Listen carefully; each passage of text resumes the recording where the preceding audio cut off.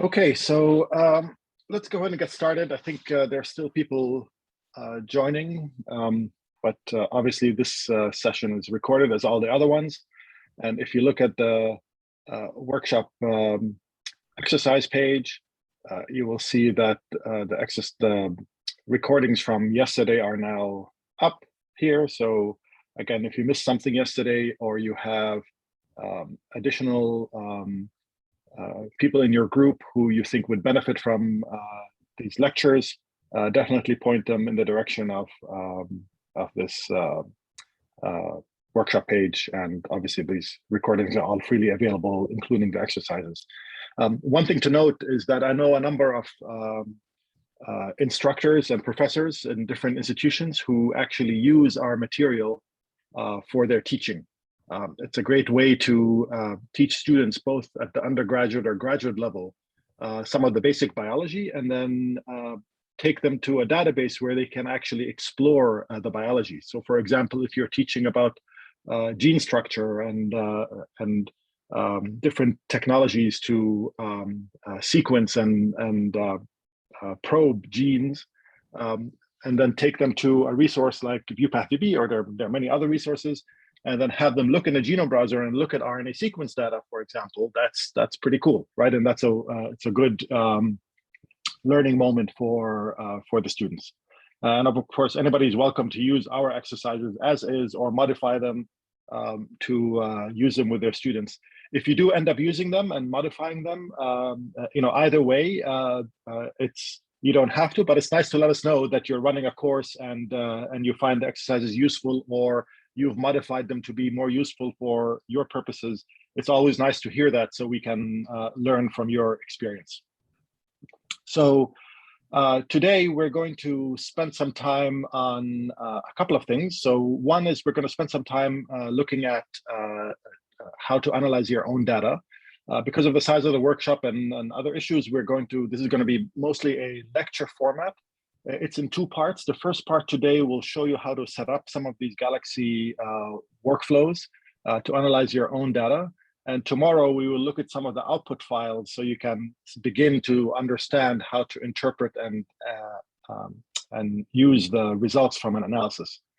We will then spend some time looking at transcriptomic and proteomic data in ViewPathDB resources, followed by a couple of exercises. They aren't very long, but they're really to get you to try out these transcriptomic and proteomic searches, and hopefully as you've expanded, just a reminder, if you can mute yourself if you just got on, and hopefully as you've learned over the workshop that you can build these in silico strategies. So any search you're running, you may want to integrate a transcriptomic result or a proteomic result or a combination of all of those in order to find genes of particular interest. And then we're going to end the day with a discussion and lecture on and demos on orthology. We've already done that in a few of our exercises, but we will do it a little bit more formally today to make sure that we all are on the same page when it comes to the concept of orthology, and then how you can use those tools in ViewPathDB resources to find genes that have a specific phylogenetic pattern, or leverage orthology in order to find genes from homologs from different species. All right, so to begin with, what I'm going to do right now is walk you through a tool that allows you to analyze your own data. And so I'm going to be using Galaxy. I'm going to start to begin with the Use Galaxy website. So I'll put this in the chat box. If you're not familiar with Use Galaxy, I highly recommend it. There's a Use Galaxy mirror in the EU as well. I think it's eu.usegalaxy.org, and then there's one in Australia as well, and there may be other ones. The nice thing about this web interface is that anyone, it can be installed in many different locations, and ViewPathDB, actually, we have our own installation of Galaxy. It's not maintained by us, it's maintained by a company, which we pay them to maintain it for us. And it's used for specific purposes, which I will also demo and show you how to use this morning as well. So the goal behind Galaxy is really to provide people who most likely are not familiar with the ability to use command line scripts and engage with programs, mostly bioinformatic tools, to run them and analyze data. So many of the tools that we see in publications that people use to analyze, for example, RNA sequence data or DNA sequence data, really started as a research project in somebody's lab, right? Somebody's interested in this new technology to sequence RNA, so they write the scripts and the tools so they can do the analysis in their own lab. And these tools are not designed with a user interface, right? That's a whole other project to put to layer a user interface on the underlying software. And so, because their goal is a research project, but they make many of these people, just like in any labs, you make your data available once you publish it, they make their tools freely available as well, but they don't come with a user interface. So for people who don't know how to use command lines to run programs, it becomes a little bit challenging, right? And especially if you don't use this on a daily basis, it's not part of your research language. And so it's a daunting task to even start that. And so Galaxy provides a web interface where it packages many of the softwares, the bioinformatics softwares, for you, so you can actually run them using a web interface where you can have drop-down menus and selections instead of having to write them in a command. And just to illustrate this whole command thing, which may be a little bit maybe not 100% obvious, but here I'm looking at a folder. I have today's exercises, right? I'm going to go ahead and go to this proteomics PDF. I'm going to double click on it. And what happens here when I double click on it is I'm basically telling this user interface that this is the file that I'm interested in. I'm double clicking on it. It's telling me to open this file, okay? So I've basically issued a number of commands to my computer, but I was using the user interface. If I were to do this in a command line, right, you would have maybe an interface that looks like this, and I would, you would go to the directory that contains these files. So, and again, you don't have to worry about remembering any of this stuff here. It's just as a matter of illustration. And so I'm looking at the files that are in this directory. So if we look here, there are 4 files in here, and if you look here in the background, there's 1, 2, 3, 4. And then you can ignore these here. They're just hidden files, which you don't see them right here. There are many hidden files that you don't typically see. So there are 2 files right here, or 4 files. And I'm interested in opening this proteomics one. So I'm going to issue a command. I'm going to say open, right? That's me, going to the file here and mousing over it. And I'm going to double click on it. So I'm issuing the command to open. And I'm going to take, this is the name of the file. So this is the exact path of the file. I'm going to put it right here. And then I'm going to hit enter, right? And so it's going to open the same file. So I've essentially done the same thing in 2 different ways. One is by typing the command using the command line interface, or I've done it using a user interface like our operating system. So what Galaxy is providing us is a way for you to actually issue commands, use tools, and use a web interface to engage with these tools. And in addition to that, it allows you to tether these tools together into a workflow. And as you can imagine, in the lab, when you're, for example, you're doing a simple enzymatic digest of DNA, you're gonna take a tube that has DNA in it. You're gonna add some buffer in it. You're gonna add some enzyme to it. You're gonna take it. You're gonna put it in your incubator. You're going to wait 30 minutes. You're going to come back, take whatever's in the incubator. You might purify the DNA. After that, you might take the purified DNA and load it on a gel. But in the interim, you have to pour the gel. So you're essentially you're running a workflow in the lab, right? You're doing a workflow in the lab. It's your physical interaction with the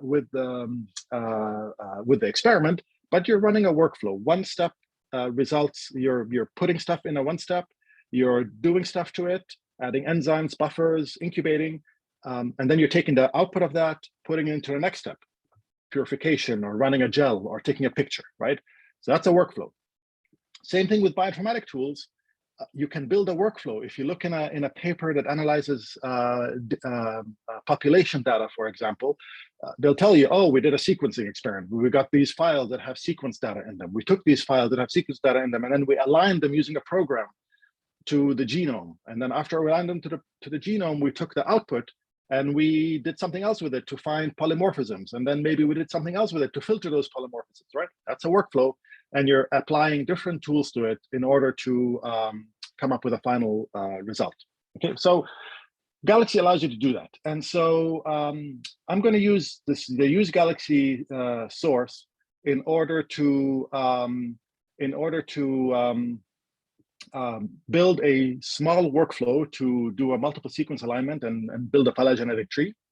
You're welcome to follow me doing that, or wait until tomorrow or some other day and then redo it. This would work, not a problem. So if we go to our workflow space right here, and again, there are a huge number of resources out there that teach you how to use Galaxy, and I'm just giving you a little flavor of what you can do there. Two things to point out before I go into my workflow. So we have the section here on the left, which includes all of the tools that are available to you.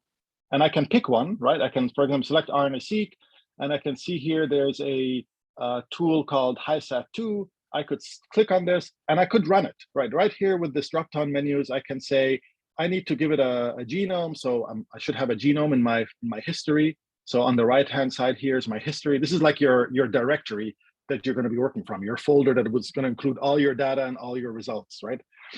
Right now, my folder is empty. So really, I can't do anything. So this is going to be something we're going to have to do as we run a tool, okay? So we have tools on the left. The central portion includes the commands that we can issue and the outputs. And the right-hand portion is my directory, my folder where all my data is going to reside. All right, so now let's go to our workflows. And as I mentioned, I'm going to create a workflow to do a simple multiple sequence alignment. So let's just create this workflow. I'm going to call it multiple seq. Okay, so now we have this blank canvas, which I can start putting stuff in here from the left-hand side to build a workflow. And again, as I mentioned, I'm going to start with a simple use case, and that is to run a multiple sequence alignment. So the first thing we have to do is we have to tell our workflow that there's data, right? We have a data that's going to be the input, right? So the first thing we have to do is provide an input.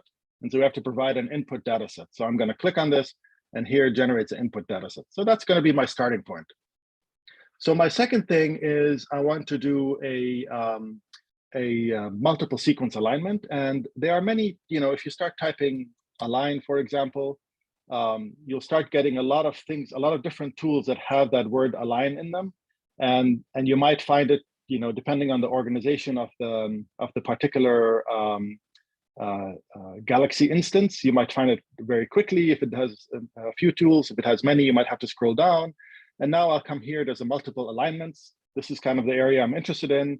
And I know this tool, MAFMAFT, which can be used for aligning amino acids or nucleotides. Again, you would learn about this tool by looking at papers and seeing what other people have done. But there are many other tools out there that you may want to use. For my purposes, I'm going to use MAFT. So when you click on this, it's going to now put the tool right in my workflow. And if I click on this tool right here, you can see on the right-hand side, there are some parameters I can play around with. So of course, if you're going to be getting into doing some really in-depth alignments for building some trees, you may want to understand exactly what aspects of this tool you may want to modify. For example, do you need to modify the matrix that you're using for the alignment, or maybe there's some other aspects that you want to modify. One important thing about this tool is that it'll tell you right here at the top. It tells you what is the input, what is it expecting, and it's telling you it's telling me the data input has to be a FASTA format. Okay, so a FASTA format, and we'll talk about FASTA format in a second and what that means. Okay, so. All right, so I have my input data set. So I'm going to have to provide a FASTA file because this math tool requires a FASTA file. But now I have to connect these somehow. You'll notice these arrows. So I'm going to connect my input data set to my math tool, right? So this is my workflow. This is just like in the lab. Here's my DNA. Here's my enzyme. I'm going to digest my DNA. In this workflow, I'm like, here's going to be my input proteins sequences that I want to align, and I'm sending it to my aligner, and my aligner is going to generate an alignment. And you'll notice here it tells you what outputs it's gonna generate. And I may want to now build a tree based on this output, and so we can look for under evolution what kind of tools are available under evolution. And so this takes a few seconds to filter, and again you'll start finding different possibilities. Let's see if I can find it easily here.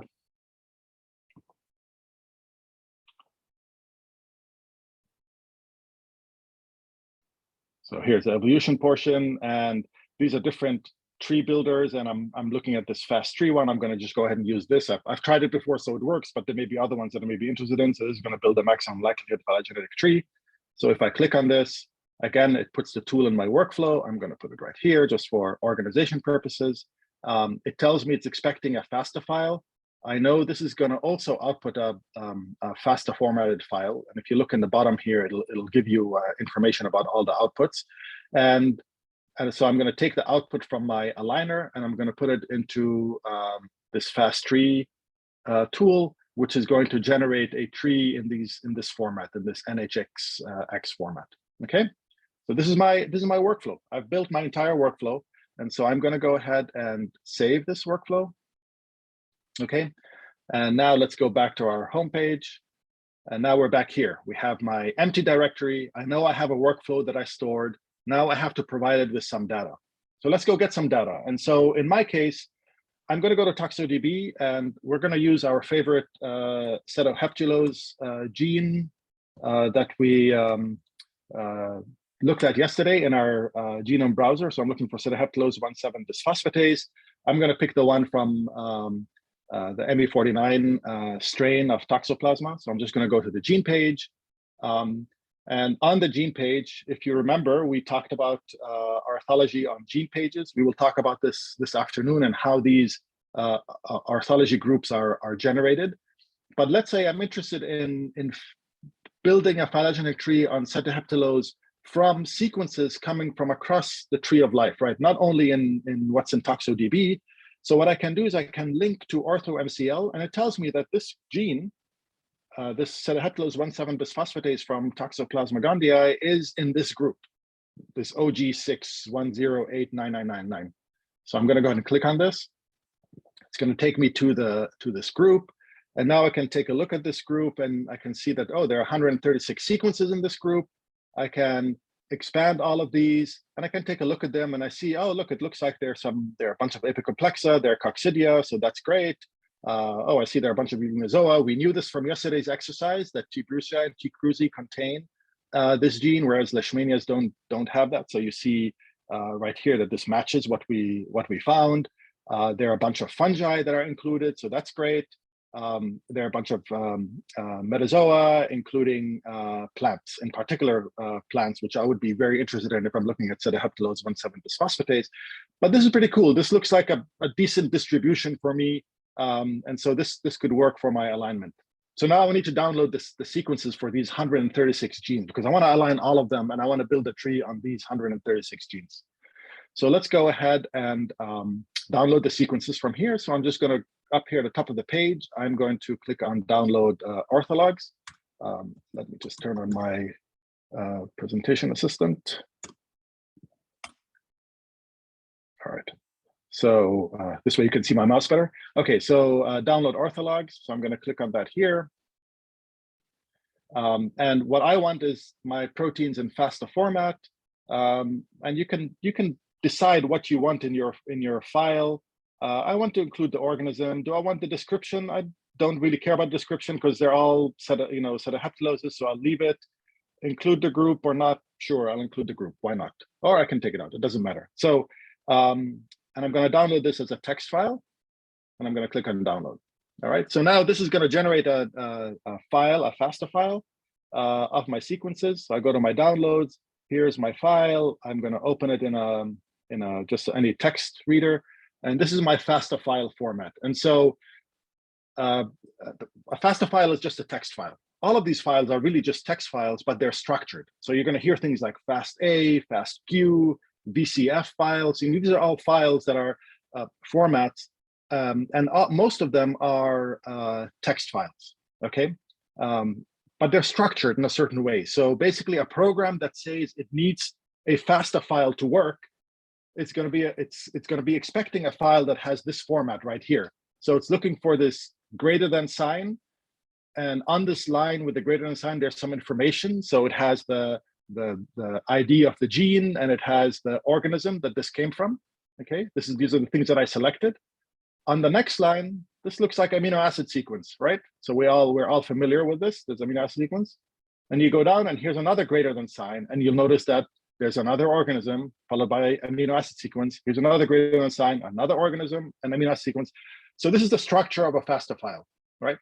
You can create one by yourself by creating a text file and typing, as long as you use the structure, and then save it as a file, and then add .fa or .fasta to it. Then programs that accept FASTA files will try and read it and use it for their analysis. Okay, so we have a FASTA file of all of our sedaheptulose 1,7 bisphosphatases.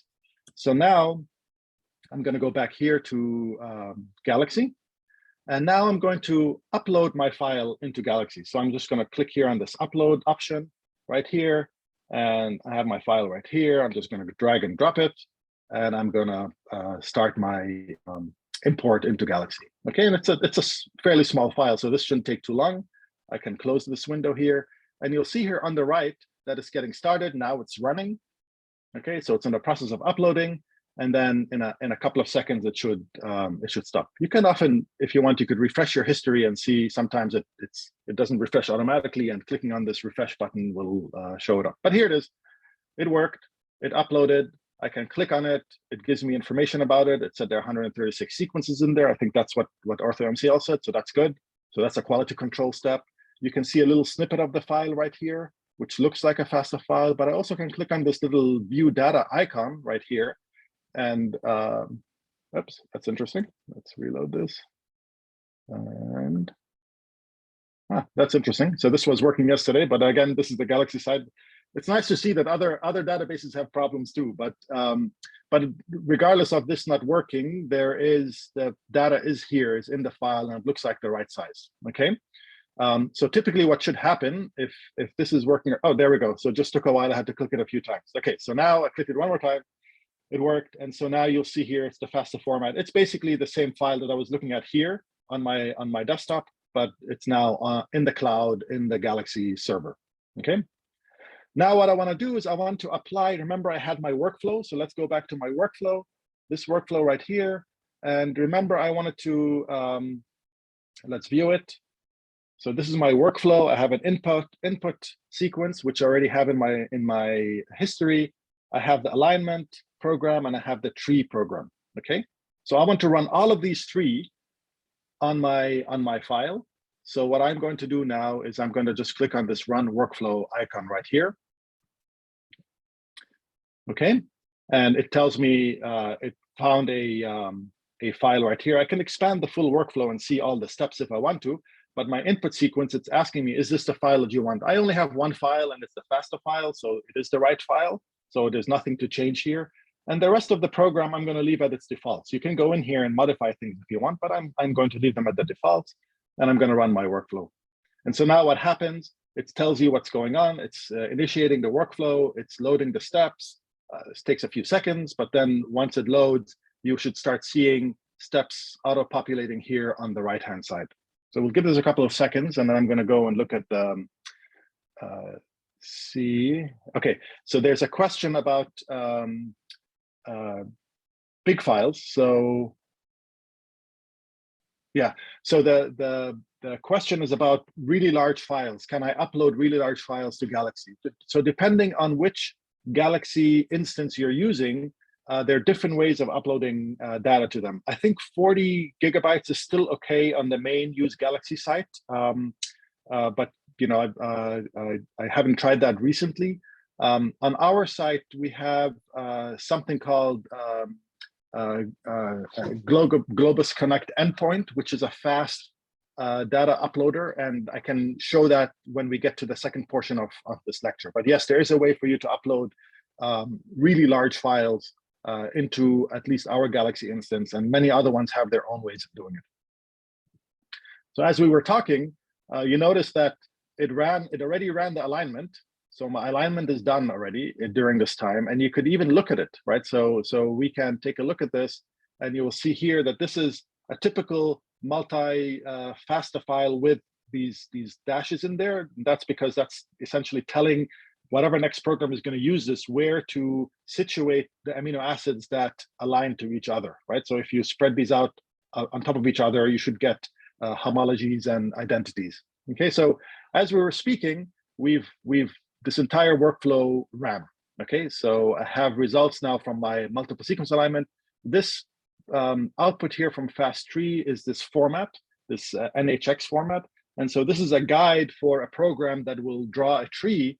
It's basically will tell this program, again, it's a text file, but it's structured. It's going to tell the program where to put these different genes in the tree and how long should the branches be, and which ones should be close to each other, which ones should be further apart, and so forth. Okay, so all the information is in here. So the next step is, well, how do I visualize this, right? This is obviously not terribly useful for you and me, and so we would like to be able to visualize this in a different way. So there are many different ways to visualize trees. There are tools that are built in within Galaxy. So I'm going to go to the tool in here, and there's one called let's try this phylogenetic tree visualizer. So I'm just going to select this. It'll tell me, oh, I'm expecting a format that I can understand. In this case, it picked out that there's this fast tree on data2 n8.nhx. And if you look here on the right, that's the same exact file, right? So that's perfect. That's exactly what I want to create the visualization on. And now I'm going to click on create visualization, and here's my tree. All right. So this is a standard tree. You can actually play around with the visualizer a little bit more and say, well, I'm interested in looking at a circular tree. So here's my circular tree. And there are many different things you can play around with in terms of, collapsing nodes, for example, or, if you need to prune some of the tree, or changing colors, or changing even these to squares or stars, depending on what you're doing. Okay. And then, of course, you can zoom in and look at these a bit closer. Let me actually make a little bit space on my window so I can actually collapse these side views. And so here's my tree. And so now we can take a look here. And obviously, you can tell from this tree that there are certain set of heptaloses that are more related to each other than other ones. And so let's zoom in and see if we can recognize some of them. And then so here, these are all the toxoplasma ones, I believe. And so, yeah, these are all toxoplasma ones. And then here's Neospora caninum. And so those are all the coccidia. And here's Eimeria as well, and so forth. So that's good. So they all, sorry, the zooming is a little bit touchy. So they all cluster together, which is to be expected. We can go down here and look some more and see what's in here. These look like, these are all the Euglenozoa, that Trypanosome brucei and krusei organisms that were in our list. So that's good. And then I would expect, plants to be somewhere in here, fungi to be somewhere in here. And so it really, and so, yeah, anyway, I'm not going to spend time looking here at plants, but I'm not going to spend time looking at the phylogeny of Pseudoheptalos. But hopefully, what you've learned in the last half an hour is that you can use a tool like Galaxy to build a workflow. We built this simple workflow. In this case, it was just a 3-step workflow. First step was the input data set. And really, there are 2 tools we applied on our data, which is a multiple sequence aligner and a tree builder. Okay. So there are a bunch of chats in here. Let's see, I think,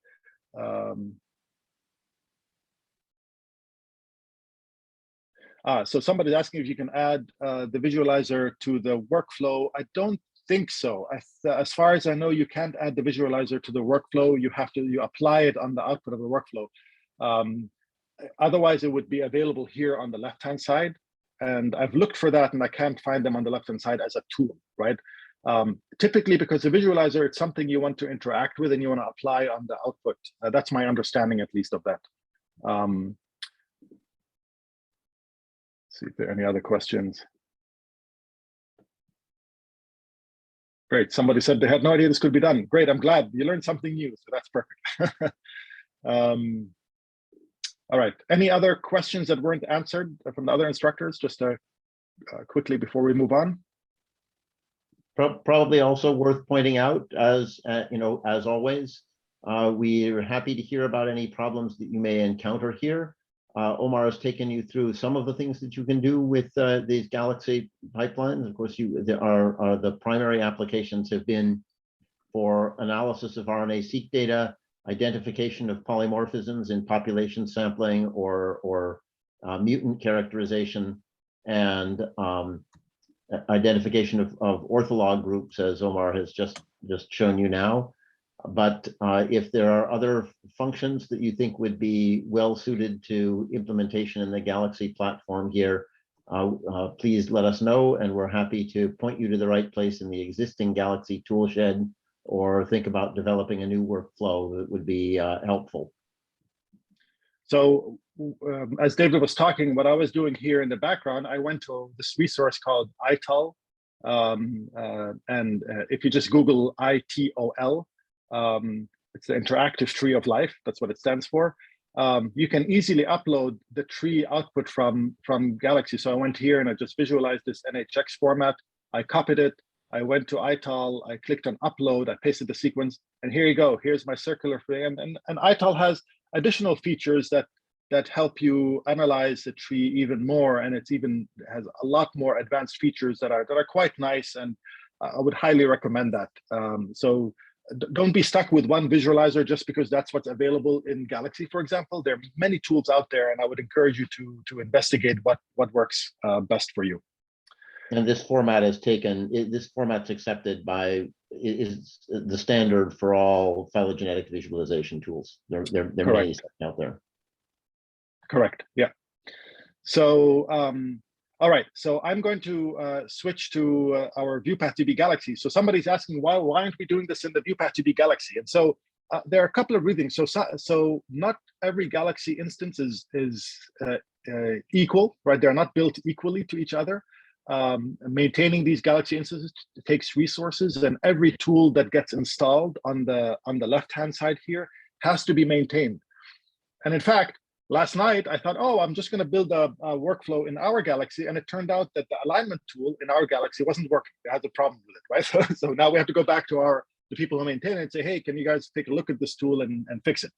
So that's why we ended up using the Use Galaxy site. But regardless, there are many tools on the Use Galaxy site that will not be installed in the ViewPath-DB Galaxy instance or in other Galaxy instances that you're looking at. I sometimes actually hop around between the Galaxy instance, the Use Galaxy instance, and if we go to the EU, I think it's EU.galaxy. Let's see. So let's type, yeah. So there's a EU Galaxy. So I hop around between the Galaxy instances depending on what tools may be available in them. And so, for example, if you look here on the right-hand side, this is a microbiome analysis that I ran in the EU Galaxy, and I did it there because they actually had some of the tools I needed to run this analysis that weren't available in the US Galaxy version of this. Okay, so I would encourage you to look around.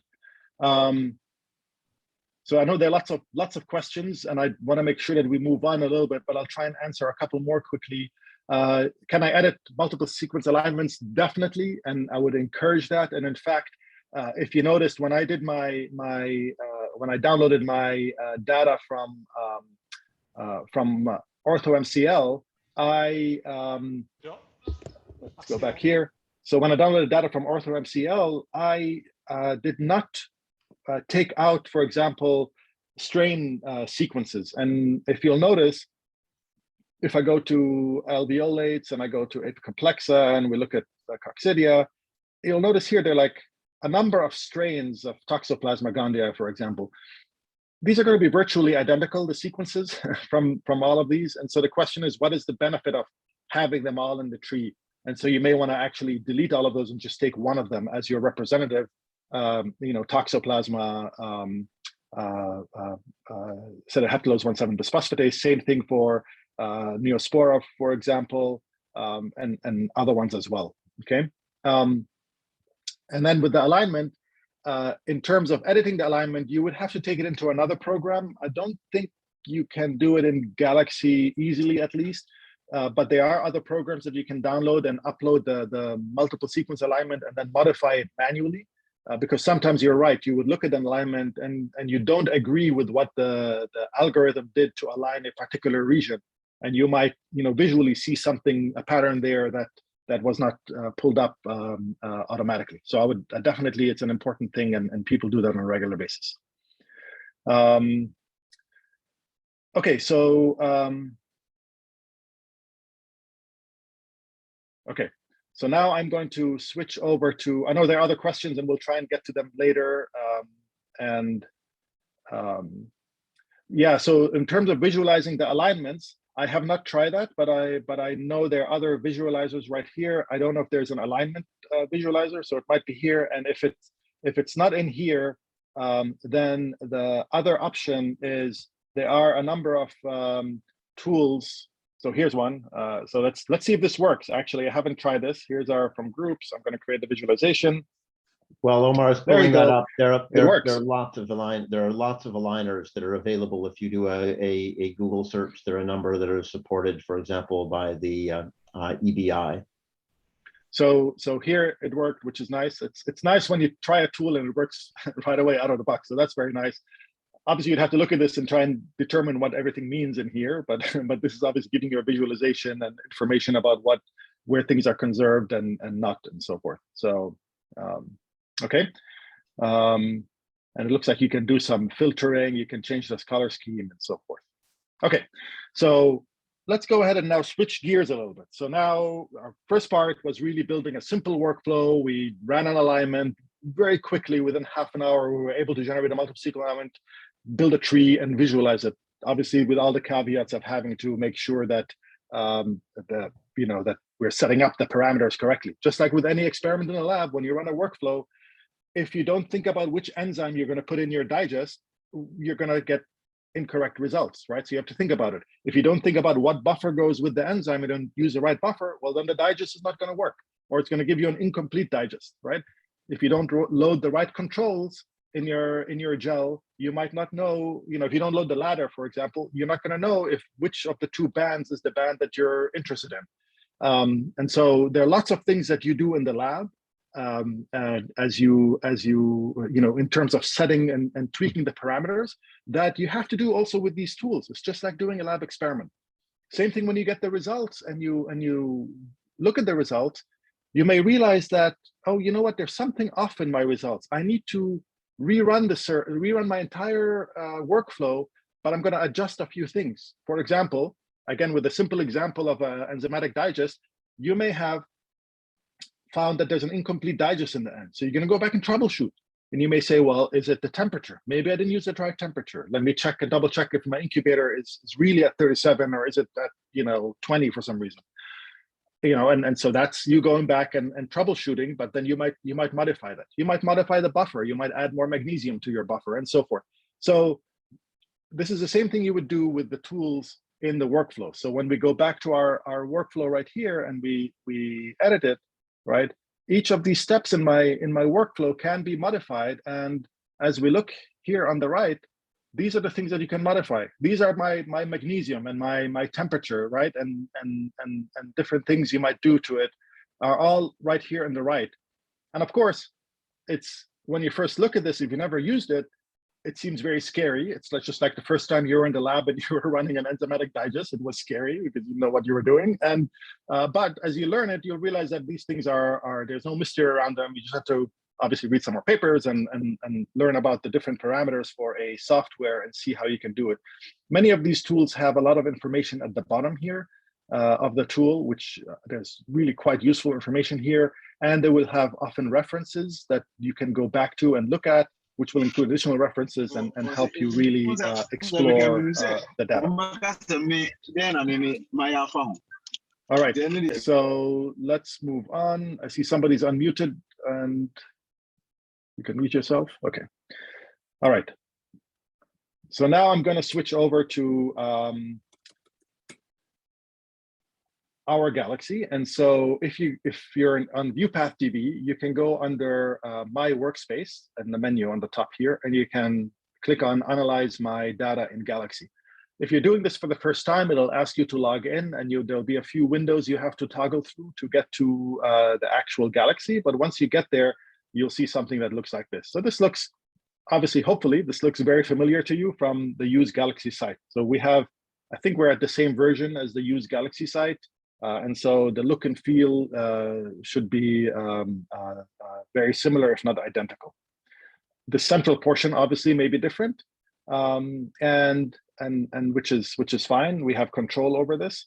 And in addition to having tools here on the left, we also have some pre-configured workflows for you that you can use already. So remember how in the main Galaxy side, we built our own workflow and we saved it? Well, we have some that we already generated and saved for you. So for example, if you have a new genome sequence and you want to align it to the orthology groups in OrthoMCL, there's a whole pipeline. This is actually very heavily used for genome annotation. And so that's a tool that you can use to analyze your new genome sequences, so you can determine the potential protein function based on orthology. Another set of tools are to do with RNA sequence data. And so you'll see here that some of them are calculate transcripts per million for you. And we have workflows for paired end stranded, paired end unstranded, single end stranded, and single end unstranded, right? So we have different flavors of these workflows. Here's another one where you can determine differential expression from an RNA sequence experiment. And again, paired end and stranded and unstranded, and then single-ended, stranded, unstranded. And we have some workflows for variant calling. Okay, so these are workflows that are already pre-configured for you, and we'll take a look at one of them right now. So I'm going to go to my workflows. I already clicked on one of those previously, and I'm going to go ahead and edit it. Okay, so just like the workflow we were looking at for the multiple sequence alignment, this is the same thing. The workflow, it's a little bit more complicated, right? There are many more steps. So instead of now, we're not doing a simple enzymatic digest, we're doing a much more complicated experiment right in the lab. That's going to take us all day long. It's going to involve not only digesting our DNA, but we're going to take that and clone it, and we might then transfect it into our parasites, and then we have to grow our parasites overnight, and we have to come back the next day and visualize them under a microscope. I mean, there are many steps now. We've expanded our workflow into something a bit more sophisticated, I guess, in terms of the number of tools that we're using. Okay, so I'm going to sort of hop around a little bit between these different between this workflow and some lecture slides, actually, which I'm shamelessly borrowing from a lecture that Catherine Crouch, who's one of the instructors with us today, who was presented before. So I'm going to borrow some of her slides and present them. And of course, any of the instructors, feel free to interrupt if I say something that's egregiously wrong or you want to elaborate on something. So I'm looking at this very complicated workflow. Hopefully the input data set should be comfortable to you. We already did this, and it looks like this workflow has two input data sets. So the workflow I selected is this differential expression on paired end unstranded reads. Okay, so differential expression means that it's going to be comparing samples to each other statistically, and so you would expect that they should have biological replicates. Okay, so now and this particular workflow allows you to compare two samples to each other. So I have sample one or condition one and condition two. Each condition will have multiple replicates. Okay, and so we'll have two inputs. Each input, so each group of replicates is going to go through a workflow here, and each group of replicates is going to undergo essentially the same thing. Stuff is happening to the data, And ultimately, it's going to go through a program called DEC2, which is for differential expression testing, right? And it gives you some statistical expression differences between your samples, but it gives you some statistical power to it. So things are normalized here, and you're comparing apples to apples in terms of figuring out which genes are up or down regulated in these two samples. Okay, so let's go back here, and so just as a reminder, when we talk about and I'm going to use here transcriptome sequencing as a more sophisticated workflow, but we have other ones, as David mentioned, and we're happy to talk about those too. So in an in vivo scenario, we have the DNA, which includes the gene, right? This gets transcribed into a messenger RNA, which is then spliced, if you have introns in a particular genome, into a mature mRNA. What we do in our sequencing technology, we're taking this mature RNA, right? So without the introns, and it's not genomic DNA, it's RNA, we're breaking it up into fragments, where we're doing a bunch of steps to it in our sequencing, preparing the samples, and then we're sequencing each of these little broken up pieces, right? So these are our reads, basically. And then what we do is we take the results of our sequencing, and now we're going to align it back to our genome. So back to this genome up here, which is what's shown down here, and we're taking all of these reads, these fragmented reads, and we're going to align them back to the genome. Of course, anywhere there's an exon, you're going to get an increase in reads. If this gene is expressed, you're going to get an increase of reads showing up where an exon is. Okay, and so yeah, so and this what ends up being what we represent in our genome browser. And so, for example, yesterday we were looking at our genome browser, and we had all these tracks turned on. But here's looking at some tracks for RNA sequence data. Here's a particular gene, and you'll see here that there's a peak, an increase in expression levels here. This is where all these reads were binding to the genome. And then it goes down, and then there's up again here. So here's another exon, then it goes down and up again, and so forth, right? So that's what's happening when we're looking at, when we're aligning our reads back to the genome. Okay, so you're getting these profiles. Okay, okay. So I'm gonna hop around here, and so so typically, after you have your reads, right, you're going to put them through some kind of analysis, and depending on what you're interested in doing, there are different things you can do with your sequencing data, and this is just showing you a couple of them. One of them is you can take them and map them back to your genome, and then visualize them, for example, in a genome browser, or you can do a differential expression analysis on them. You could also generate a de novo assembly of your transcripts, and also do additional functional analysis or differential analysis. Going through pretty much the same tools that you would take an alignment from here, you can do the same thing with them. So the steps of our differential analysis, this is showing you here on the left, are the different steps that we're taking. And if we look over here at our workflow, so let's go back to Galaxy, you will notice here that we're starting with our input sample. And again, back here, we have our input samples coming in here. We're going to start with something called quality control. And this quality control is this step right here, this FastQC. Okay, FastQC will actually analyze the sequences, the reads, and determine what they look like. And so if we go down here, one quick point about the sequence data you get from the sequencing center. It's usually in a format called FastQC, or FastQ, sorry. And again, remember we talked about FASTA files, and the FASTA files are a structured format. So here's a FASTA file. This is a structured format. There's a little greater than sign, what's called a definition line, information about whatever's coming up here, and here's sequence followed by the next one. FASTQ file is the same thing. It's just a really big text file that includes information about each read. And you will see here, it's instead of starting with a greater than sign, this is just a little part of a FASTA file, of FASTQ file. It starts with an @ sign. There's information here about the sequencer that was used, the location on the slide, or and different aspects about the sequences. So this is very useful for you if you're trying to determine batch effects from multiple samples done in different labs. So this is one way for you to track this information.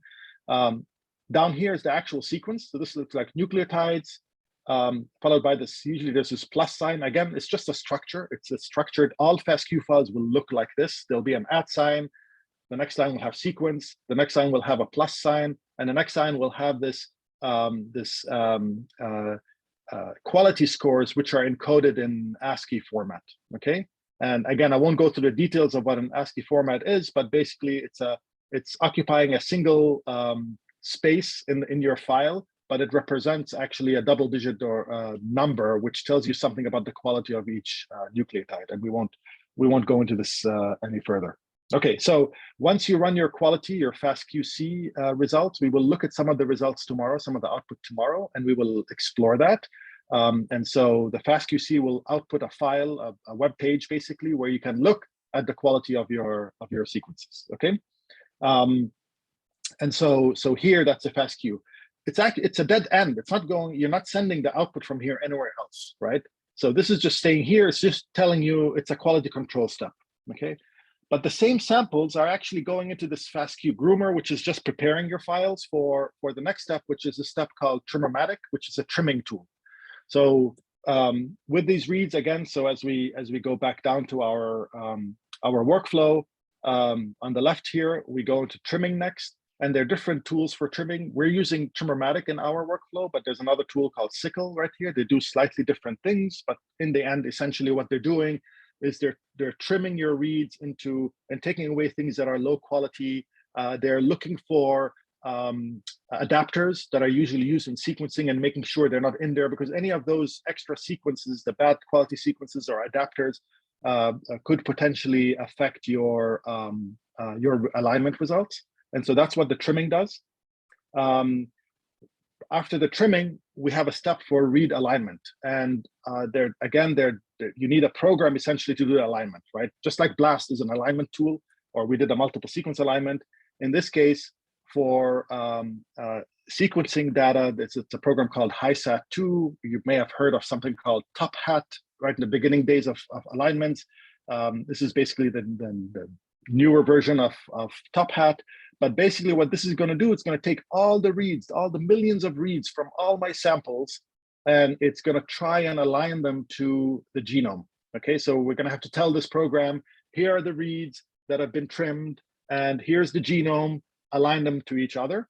And this alignment, again, not to go through details, but it's going to try and align your sequences, your reads to your genome. And it's going to score the alignments it comes up with based on the scoring matrix here, scoring information here. I won't again go to detail, but the type of alignment or lack of alignment will give you a positive or a negative, right? And ultimately, for each alignment, you will get a total score, right? So you sum up wherever there's a lack of alignment, it'll be a -2 and so forth. And basically, in the end, what you will come up with is a score, and it takes the best score, right? The best aligned score for you. And it's actually pretty good in the end. Okay, so again, this is quickly going through the alignment. So this is our spliced RNA. These are the reads that came from our spliced RNA. So you notice there'll be some reads that come from the blue exon. There are some reads that come from the red exon. There are some reads that come from the overlapped region. These are going to be mapped back to our genome. This is our reference genome. There's an intron in here. So now when you do your alignment, you will see that the blue reads will align to the blue exon, and the red reads will align to the red exon in the genomic sequence. And then these reads that align to in between are going to have to be split, right? So remember, again, in the genome browser yesterday, we were looking at these splice junctions, right? So these are actually a result. These splice junctions are essentially a result of this type of mapping, right? And so the more of these types of reads that show up in a particular area, the more evidence you have that there's an intron here, because the reads had to be split, okay? All right, so, and there, again, this is just listing a different programs that do alignments. And these alignments actually have to consider different scenarios. And again, this is something that you can easily, sorry, go back here. So as I mentioned, this is going to have to look at different scenarios, right? And whether the reads overlap or they go over introns and so forth. And then after you get your read alignment, so let's go back to our workflow here. So we did our HiSat read alignment.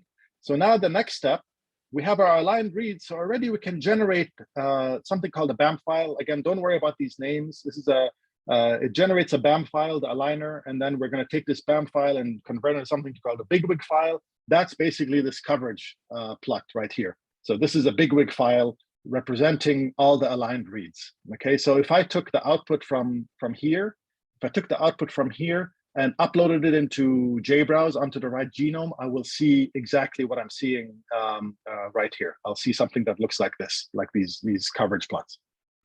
Okay, so but now what we're going to do with the results of this BAM file, right? This BAM file actually, the bigwig file only includes the coverage, so it only includes the graph of what the shape of your aligned reads are. The BAM file actually includes all the reads in there. So you can actually go in and count. You can determine how many reads do I have for each exon, or how many reads do I have for each coding sequence, right? So if you know that all these exons belong to each other, then you can count the reads from all of the 3 exons, let's say, that belong to a gene. And then you can also normalize them. You can determine a count on them, right? And so this HTC Count is a tool that's actually going to count the reads that have aligned to each of the sequences in my genome. And let's go back here. And so that's the read counting. And again, this is, you can look this up online. I won't go through this too much detail, but you can tell your read counters, how to count reads, especially reads that are a little bit ambiguous. And you can see here there are different scenarios of how reads can align, and maybe you want to ignore them, throw them out, or you want to average them. Or if, for example, you could have overlapping genes, what do you do to a read that actually aligns to a region where there are overlapping genes? Does it belong to gene A or does it belong to gene B, right? And so there are different things that these read counters do. Ultimately, you will come up with a number for each gene, right? That's associated with the gene. It's a number of reads that align to that gene. And now, when you have that, you have that from, let's say, biological replicates for an experiment. You can take it and you can do a differential expression analysis on your samples. And the differential expression, again, we can spend a whole lecture just talking about differential expression, and I'm probably not the best person equipped to go through all the details, but we will look at some differential expression output results tomorrow, and we will discuss this further. Mark Hickman, actually on the call, will discuss this further. But one thing to point out is that the differential expression tools, what they're going to be doing is they're going to normalize your results for each gene from each sample to each other, so you can actually compare them to each other. And this is an example, just highlighting an example that Catherine put together, which I think is a very nice illustration of how the normalization can help you identify differentially expressed genes. This is a distribution of expression from many different samples. Each color is a different sample. And you can see here where this green X is, that's a gene in sample 1, and here, or the same gene in sample 1, and here's the same gene in sample 2, but this is before normalization because distribution is different. The read coverage, the depth of coverage is different from each for each sample. But after normalization, so you bring everything closer to each other, you will see that in fact these 2 genes are now can be compared to each other, and they're potentially differentially expressed, whereas here they look like they were very close to each other in expression if we just looked at the raw read counts without normalization. Okay, so I know this is a really quick storm lecture into it, but we've done our counting and we've done our differential expression. You'll notice our differential expression step here is taking data from 2 arms of our workflow because we had 2 conditions. Each condition had multiple samples. Okay. So Suzanne, I think I still have maybe 10 more minutes, right? Because you said your portion will not take more than 15 or so. Yes, please take your time. Okay, perfect. Thank you. Okay, so now we have hopefully you have a little glimpse of what it takes to take sequence data and run it through an entire workflow to quality control it, trim it, align it, count the reads per sequence, and then do a differential expression. And so the question is, well, how do we actually do this? You know, I want to actually try this out myself. And so that's where I'm going to now go through a quick example of how we can do that. So I'm going to go back to the homepage here. I didn't really edit this workflow, so I'm gonna leave it. It's fine. I don't need it. Okay. And now again, we have our unnamed history right here, and it's my folder. It's blank. There's nothing in here. So I need to bring data in here. So where do I bring data in here? So obviously you could have your own data. And I think it was Miguel who was asking, how can I, or maybe Gabrielle was asking, how can I upload large files into the Galaxy instance? And so there is something called the Globus data transfer, and you can use this get data via Globus high-speed upload, right? And this requires you to install an endpoint on your computer. I have one installed, but it's easy. The instructions are right here on the bottom. So if you follow the instructions right here, in most cases, it works flawlessly. If it doesn't work for some reason, let us know and we will help you run it. But ultimately, you can just tell it, use my endpoint and upload this file or that file from my computer. And it could be 100 gigabytes in size, and it'll work on it in the background and upload it. But another place where you can get data is from the sequence repositories, right? So we know that if you generated an RNA sequence data set and you publish the data or try and publish it, the publishers are going to say, well, did you submit them to a repository? What is the accession number? Okay, and so there's an option here to get data from EBI.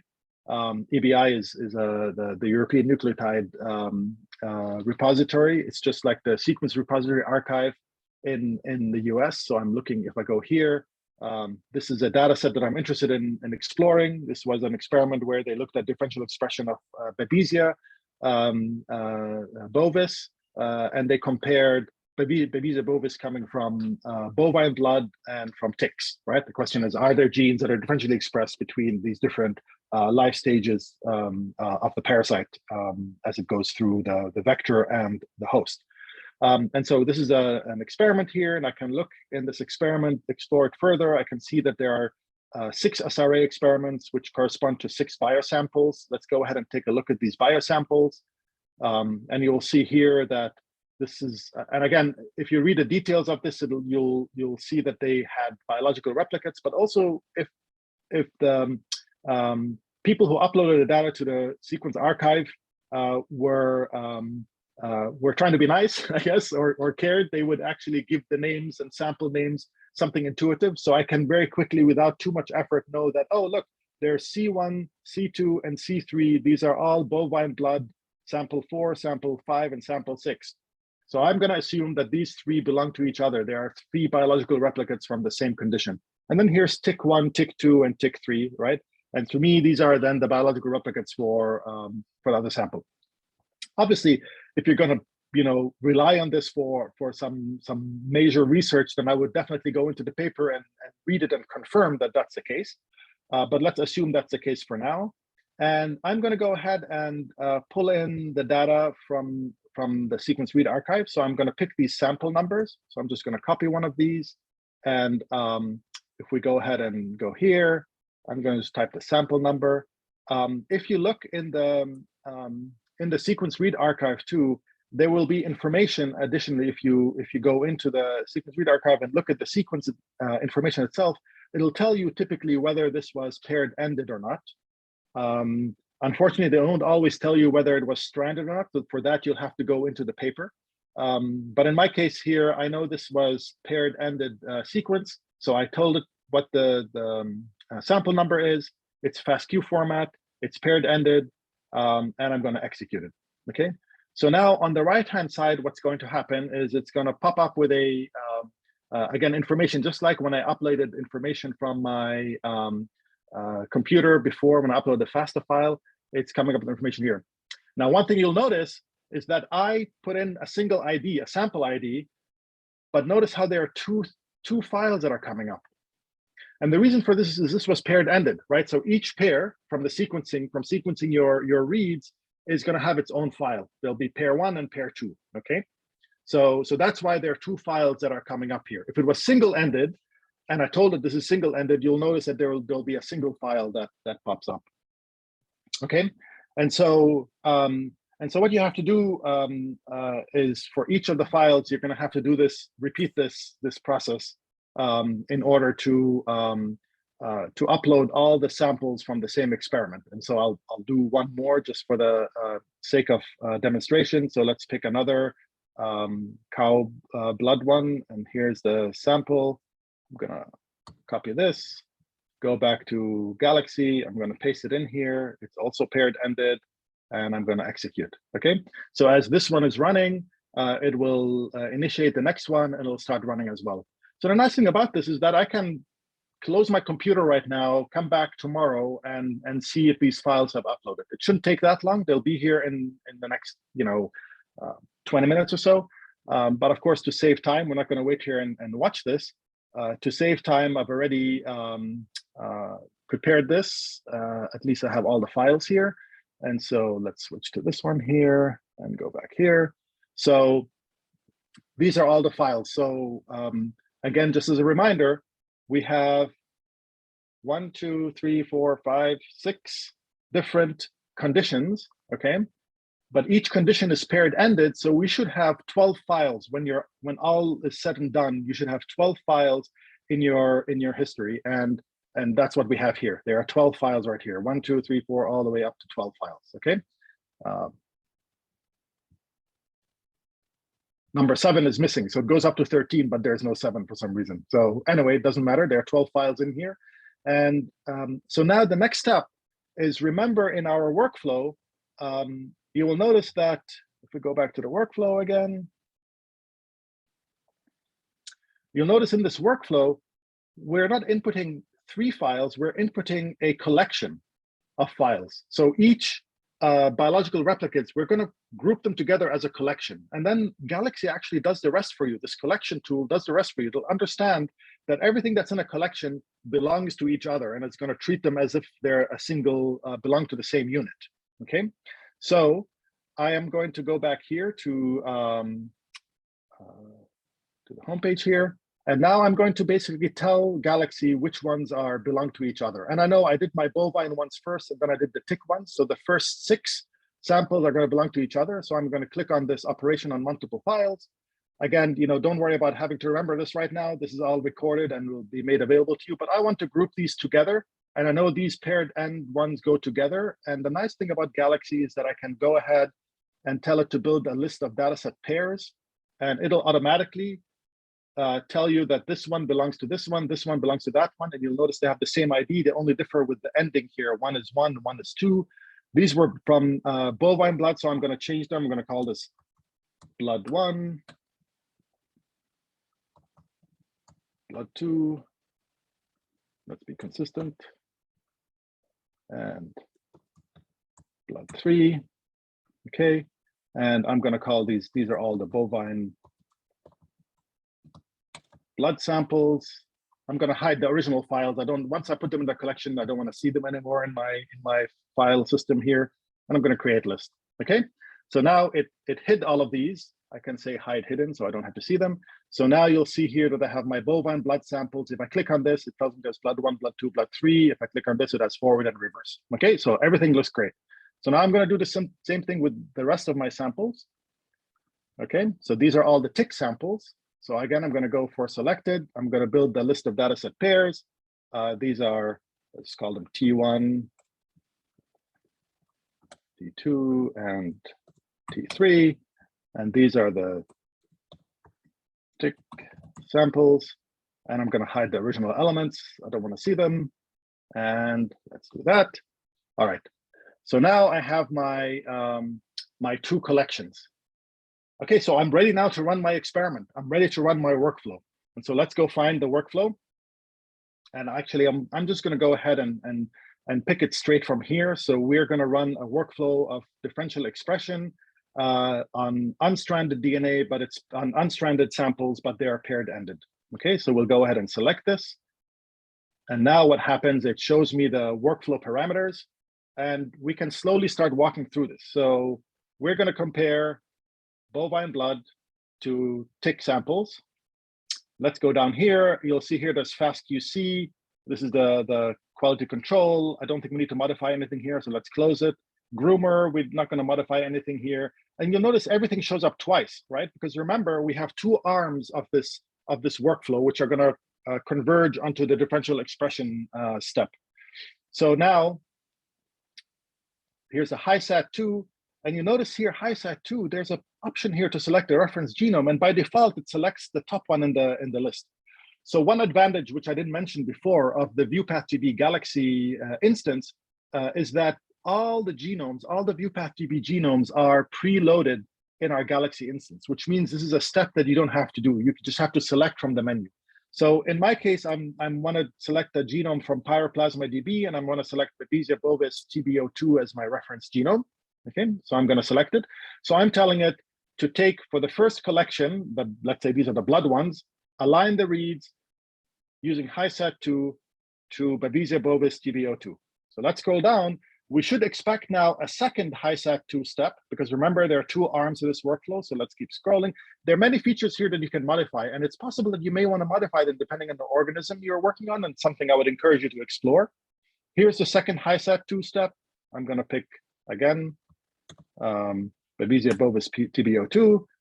So we're done with our alignment. The next step is we have, let's see, we have this BAM to bigwig. We don't care about this.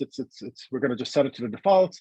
Here's the Htc Count Step. That's the one that's going to count the number of reads per gene. Well, this step is going to need, obviously, the BAM file, which is coming from the previous step, but also we have to tell it which genome to count the reads on. And again, same thing here. We're going to select the same genome. This is really important. You want to make sure you're selecting the same genome where you aligned it to, otherwise it won't work. And this step should appear twice. Okay. So now we've told the program what to use. And then the last step here is DE-seq2. Again, I don't think there's anything we want to change in the parameters. You could if you want to. There are many different things you can modify here. And I would encourage you to learn more about this and how to modify it. Okay, so we're all set. We're set to run this workflow. So I usually give it one more quick check to make sure that everything looks right. And I think I set everything correctly, and I'm happy with it. So I'm going to go ahead and click on Run Workflow. All right. And that's it. So now we've set up this workflow. It's going to start generating all these steps, and hopefully all the steps work. Sometimes they fail, just like with any experiment, and we have to go back and investigate why did they fail. Often the reason for that could be that it's simply that the program is broken in the tool and needs to be updated or something like that, and that happens. But we've now engaged this, we've run this. I can close this, come back tomorrow, and we will do that tomorrow. We will come back and we will look at some of the output files and explore the data a little bit more. Good morning. Good morning. Excuse me, can give us an idea how the different steps were made? Because I lost in all the steps. So you mean what do the different steps do? You mean? Yeah. It's in the main page of VPath. So we don't have a description of each of the steps in the main page, but what I will do is I will make available, actually we have it somewhere on our pages in the workshop, but we'll make these slides available to you as well. I'll upload them to our workshop page, and you'll be able to walk through this and see what each of the steps does based on what I described to you. Does that sound good? That sounds excellent. Thank you. Okay, perfect, sure. And thank you to Catherine Crouch who put these slides together, which are beautiful. So just a reminder to everyone. So thank Omar, that was an amazing fire hose of information. And just a reminder that for people who'd like to work through this more carefully, the video will be uploaded, and you're welcome to go through it at your leisure. And of course, use the contact us link even at a later date for any questions that you or others in your lab may have. And what we will do is we will make available exercises from other workshops that we run. They're actually available if you look at previous exercises, but we'll make them available to you specifically. You could also walk through them and learn how to do it in a stepwise manner, just like our other exercises. There was not enough time during this workshop to actually do it, but hopefully you can do it on your own. Okay, so because we want to make sure we get to our breakout room.